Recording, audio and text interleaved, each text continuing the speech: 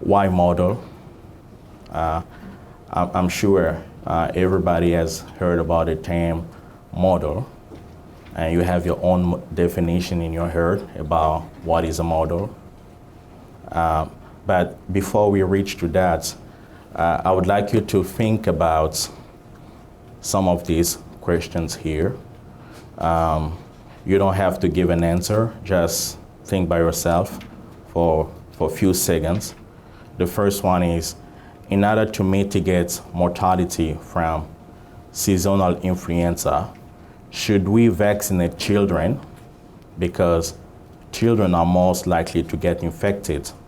Or should we prioritize and give the vaccine to the elderly because the elderly are most likely to die from the infection? Who do you think should be the priority for vaccination for seasonal influenza? Just think in your head for a few seconds.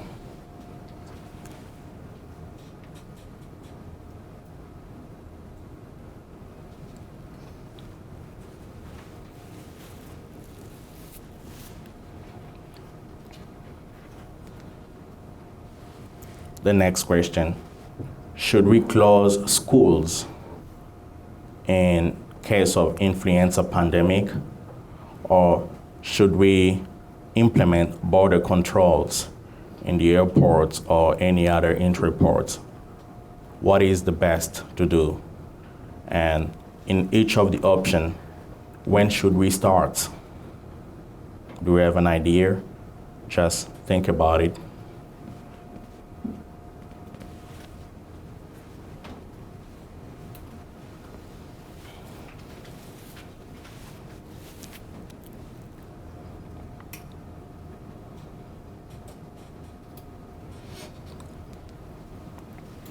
Next, why can we eradicate smallpox, but we are not able to control obesity?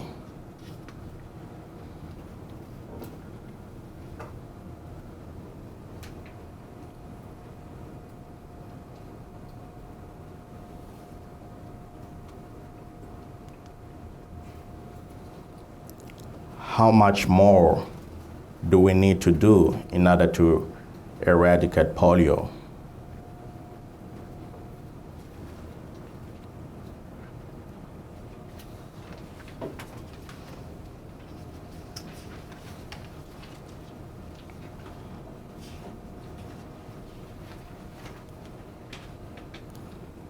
So as you can see, those are very complex questions, very difficult to answer intuitively. Like, we don't really know on which grounds to base our opinion sometimes in order to answer those kind of questions. Or we don't have empirical evidence to support our statement, maybe. And let's first see the definition of mathematical modeler, and then we will come back to that later. A model is just a simplified representation of a complex phenomenon. So we try to make something that is complex, we try to illustrate that in a very simple way. So it's in a very organized way. So this is a model. We have many kinds of models. Animal models.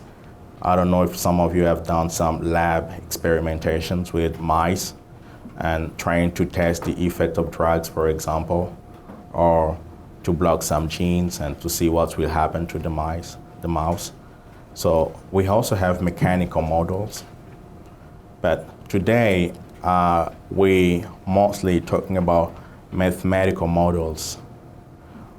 What is a mathematical model? It's a representation of a system or process in a mathematical figure or form in which we use equations to make some simulation of the behavior of the system or the process under study. This is a definition by last. It's it's still very complicated to understand at this level what is really a mathematical modeling.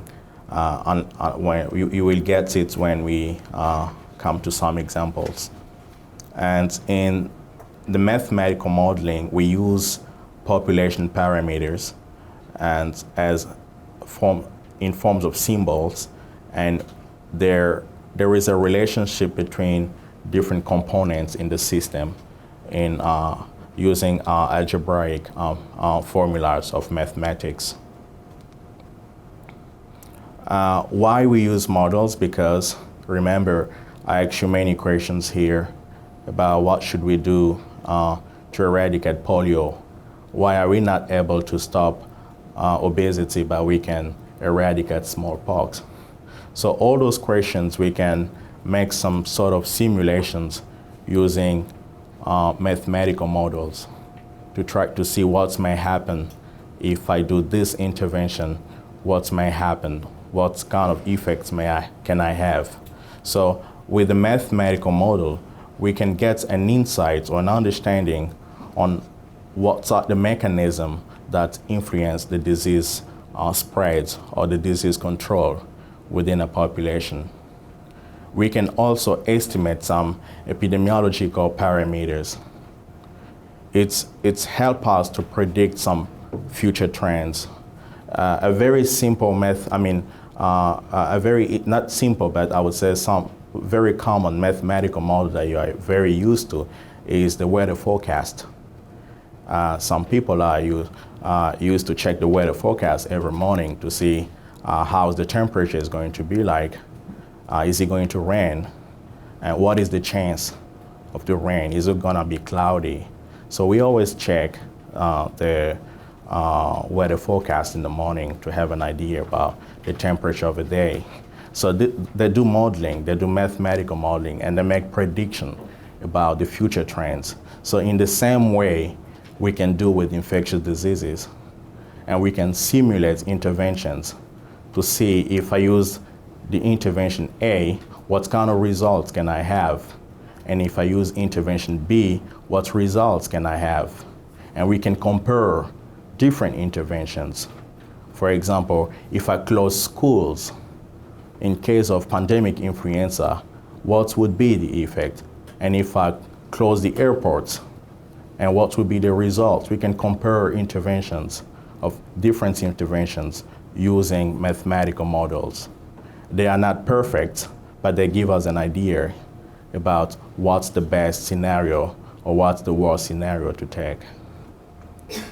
So this is a very, very important element, predicting the future trends, checking scenarios, and evaluating different interventions.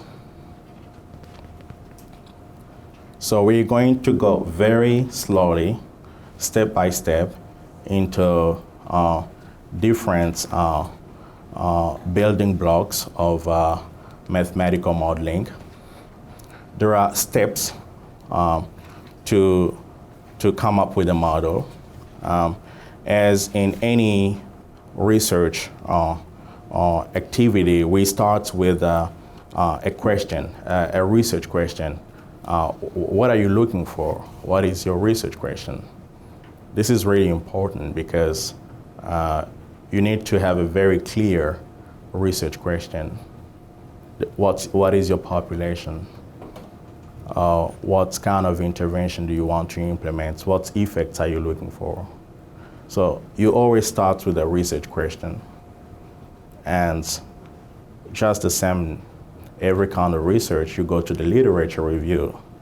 You want to know what is known about this problem, what is written about it, what are the missing information, for example, what are the gaps.